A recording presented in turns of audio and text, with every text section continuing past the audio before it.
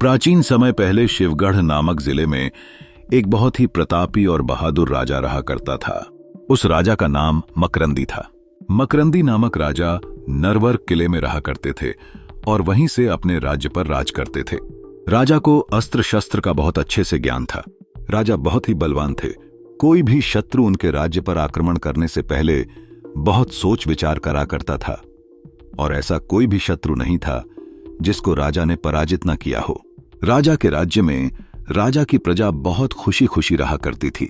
राजा के राज्य में सभी लोग एक दूसरे से मिलजुल कर रहा करते थे और प्रजा भी अपनी राजा का बहुत सम्मान किया करती थी और उनको बहुत प्रेम करती थी। राजा की एक बहन थी जिसका नाम राजकुमारी फुलवा था। राजकुमारी फुलवा देखने में बहुत ही सुंदर और सुशील थी। राजकुमारी फुलवा भारत देश की सुंदर कन्याओं में से एक थी।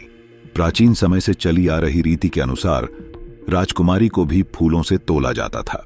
राजकुमारी फुलवा के सुंदर रूप को देखने के लिए लोग बहुत प्रयत्न किया करते थे। राजा मकरंदी के राज्य में दो बहुत ही प्रतापी और हर कला में निपुण अस्त्र शस्त्रों के ज्ञान से भरपूर दो भाई रहा करते थे, जिन्होंने अपनी योग्यता का प्रदर्शन हर तरफ किया हुआ था। चारों तरफ दोनों भाइयों के चर्चे हुआ करते थे। उन दोनों भाइयों के नाम आल्हा, जो बड़ा भाई था, तथा छोटा भाई का नाम उदल था। उदल देखने में बहुत ही सुंदर था। दोनों भाई अपना समय बाहर घूमने में ही व्यतीत किया करते थे। एक बार जब आल्हा और उदल घूमते हुए नरवर आ गए थे, तब उदल ने राजा मकरंदी की बहन राजकुमारी फुलवा को पहली बार देखा था। वह फुलवा को देखकर बहुत मंत्रमुग्ध हो गए थे और उदल को राजकुमारी फुलवा से प्रेम हो गया था। पूरे राज्य में जब आल्हा और उदल की चर्चाएं होने लगी थीं कि दो भाई में से छोटा भाई सबसे सुंदर है, जिसकी सुंदरता देखने लायक है। जब यह बात राजकुमारी फुलवा तक पहुंची, तब राजकुमारी फुलवा को भी उदल को देखने का मन करने लगा और राजकुमारी फुलवा को उदल से मिलने की इच्छा होने लगी। एक दिन जब उदल को राजकुमारी के बारे में पता लगा, तब वह राजकुमारी के महल नरवल किले में आ गए और यह खोजबीन करने लगे कि राजकुमारी फुलवा तक कैसे पहुंचा जा सकता है। तब उदल को पता लगा कि राजकुमारी के लिए उनकी एक नौकरानी रोज फूलों का हार बनाकर ले जाया करती थी। यह देखकर उदल ने राजकुमारी फुलवा की नौकरानी से कहा कि मैं आज तुमको एक फूलों का हार बनाकर दे रहा हूं, जिसको तुम अपनी महारानी को दे देना। उदल को फूलों की माला बनाने में बहुत ही महारत हासिल थी। वह बहुत ही सुंदर सुंदर माला बनाया करता था, जिसको देखकर लोग उसकी सुंदरता का पता नहीं लगा पाते थे। जब उदल ने राजकुमारी के नौकरानी को माला बनाकर दे दिया, तो वह नौकरानी तुरंत उसे लेकर राजकुमारी फुलवा के पास चली गई और उनको उदल के द्वारा बनाई हुई माला दे दी। राजकुमारी ने जैसे ही उस माला को देखा, तो वह उसे देखकर मंत्रमुग्ध हो गई और उन्होंने अपनी नौकरानी से कहा कि आज माला तो बहुत सुंदर बनी है। यह माला आज तक तुमने कभी भी मेरे सामने नहीं लाई। तब राजकुमारी फुलवा की नौकरानी ने कहा कि महारानी, यह माला मैंने नहीं बनाई है, यह माला तो किसी और ने बनाई है। तब राजकुमारी फुलवा ने अपनी नौकरानी से कहा कि मैं उस व्यक्ति से मिलना चाहती हूं जिसने यह सुंदर सी माला बनाई है। कल तुम उसको मेरे पास लेकर आना। जिसके बाद राजकुमारी फुलवा की बात सुनकर नौकरानी ने उदल को राजकुमारी फुलवा से मिलने के लिए कहा और नौकरानी उदल को महिला के कपड़े पहनाकर महल के अंदर राजकुमारी फुलवा के पास ले गई। राजकुमारी ने जैसे ही उदल को देखा, तो वह उदल के रूप को देखकर मंत्रमुग्ध हो गई और एक ही नजर में वह उदल से प्यार करने लगी। और फिर राजकुमारी फुलवा ने उदल को अपने ही पास रोक लिया और उसको अपने ही कक्ष में छुपा लिया। उदल और राजकुमारी फुलवा बहुत दिनों तक एक साथ रहे।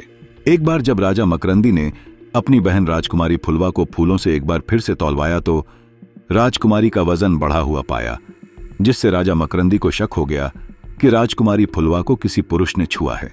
जिसके कारण राजा बहुत क्रोधित हो गए और उन्होंने अपने सभी सैनिकों और नौकरों से कहा कि तुम लोग जाकर राजकुमारी फुलवा के कमरे में चेक करो कि कोई पुरुष तो वहां पर नहीं है, और पूरे महल में भी तलाशी करो। राजा की आज्ञा के कारण सभी नौकरों ने और उनके सिपाहियों ने जैसे ही राजकुमारी फुलवा का कमरा चेक किया, तो राजकुमारी के कमरे में उदल को पाया।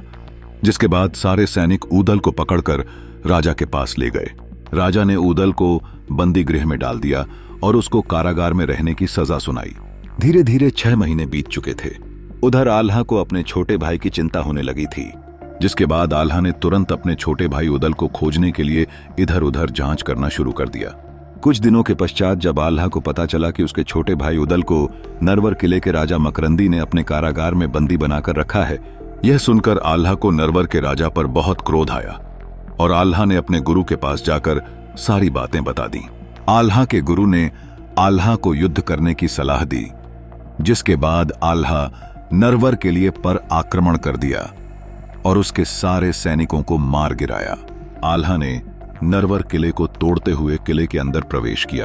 किले के अंदर छिपे हुए सैनिकों को बहुत बुरी तरीके से घायल कर दिया। सैनिक अपनी जान बचाते हुए राजा के पास पहुंच गए।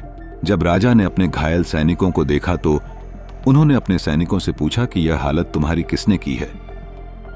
सैनिकों ने बताया कि उदल के बड़े भाई आल्हा ने हम लोगों पर आक्रमण कर दिया है और हमारे सारे सैनिकों को मार दिया है। यह सुनकर राजा बहुत डर गए और तुरंत भागते हुए आल्हा के पास चले गए।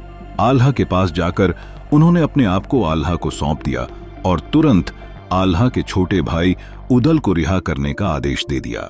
राजा ने आल्हा से अपने किए हुए दुष्कर्म की क्षमा भी मांगी। आल्हा ने राजा को माफ कर दिया और फिर उदल और फुलवा का विवाह बहुत खुशी खुशी करवा दिया गया, जिसके बाद वह दोनों खुशी खुशी अपना जीवन यापन करना शुरू कर दिए।